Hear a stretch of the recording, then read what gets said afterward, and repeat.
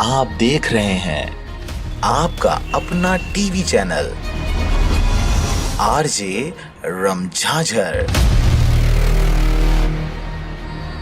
जज्बात के रंग, भरोसा के संग।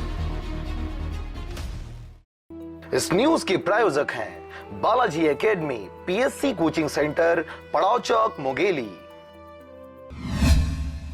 नमस्कार, मैं हूं पुखराज सिंह।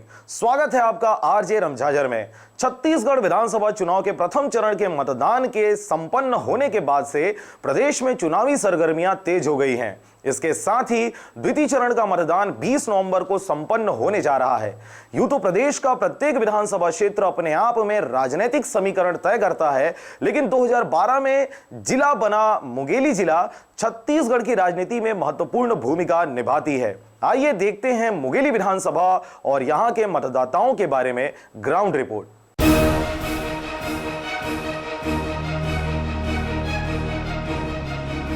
छत्तीसगढ़ के 90 विधानसभा सीटों में से मुंगेली विधानसभा हाई प्रोफाइल सीटों में से एक है। 2012 में जिला बना मुंगेली अब से पहले 2008 में जरहागांव विधानसभा क्षेत्र व बिलासपुर जिले के अंतर्गत आता था। वर्तमान में मुंगेली विधानसभा में कुल 2,25,836 मतदाता हैं, जिनमें से 1,15,615 पुरुष मतदाता और 1,10,221 महिला मतदाताओं की संख्या है। जातिगत समीकरण की बात करें तो यहां 65% सतनामी वोटर्स, 25% साहू वोटर्स व बाकी ठाकुर, यादव, जायसवाल, पटेल, लोहार व सामान्य वर्ग के वोटर्स हैं। कुल मिलाकर यहां प्रत्याशियों के भाग्य का चुनाव सतनामी वोटर्स ही करते हैं। हमारे मुंगेली जिले में 2018 की स्थिति में जो मतदाता थे उसमें पुरुष मतदाता थे 2,59,530 और महिला मतदाता थी 2,46,110। उनका टोटल होता है 5,05,640। ठीक है। और अभी जो है 2018 की स्थिति में जो हमारे यहाँ संक्षिप्त पुनरीक्षण के पश्चात जो मतदाता जुड़े, जिनका हमारे पास हम लोग ने प्रकाशन किया मतदाता सूची का, उसमें जो है पुरुष मतदाता 2,63,303 और महिला मतदाता 2,51,646। टोटल है 5,14,960। वर्तमान में राज्य सहित मुंगेली विधानसभा में बीजेपी सत्ता में काबिज है। इस क्षेत्र से पुन्नूलाल मोहले 4 बार विधायक रह चुके हैं। वह वर्तमान में कैबिनेट में खाद्य एवं नागरिक आपूर्ति मंत्री के पद पर आसीन है और विधानसभा चुनाव 2018 में भी बीजेपी पार्टी ने पुन्नूलाल मोहले पर ही फिर से दांव लगाया है। वहीं लंबे सस्पेंस के बाद कांग्रेस द्वारा राकेश पात्रे को चुनावी अखाड़े में उतारा गया है। साथ ही कांग्रेस से अलग हुए पूर्व मुख्यमंत्री अजीत जोगी की पार्टी जनता कांग्रेस से ही पूर्व विधायक चंद्रभान बारमते इस चुनावी अखाड़े में पहले से ही कूद पड़े हैं और अन्य राजनीतिक पार्टी यानी एपीआई से विकास खांडेकर, आम आदमी पार्टी से राम कुमार गंधर्व भी चुनावी रण में उतरे हुए हैं। आगामी विधानसभा चुनाव को लेकर जिले के नए वोटरों में खासा उत्साह देखा जा रहा है। वहीं इनके द्वारा अपने विधानसभा में योग्य व एक्टिव प्रतिनिधि को प्रतिनिधित्व करने का जिम्मा देने की सोचा जा रहा है, जो शिक्षा, स्वास्थ्य, बिजली, पानी सहित ग्राउंड से जुड़ी हुई सभी बुनियादी सुविधाएं क्षेत्रवासियों को दिला सके व उनके हक की लड़ाई के लिए सदैव उनके साथ खड़े रहे। मैं वैसा प्रतिनिधि चुनना चाहूँगी जो हमारे देश का भला करे, जो गरीबी के क्षेत्र में अच्छे से ध्यान दे। सर, मुंगेली विधानसभा में तो अभी तक कोई चेंज आया नहीं है, जगह जगह तो कचरा लगा रहता है।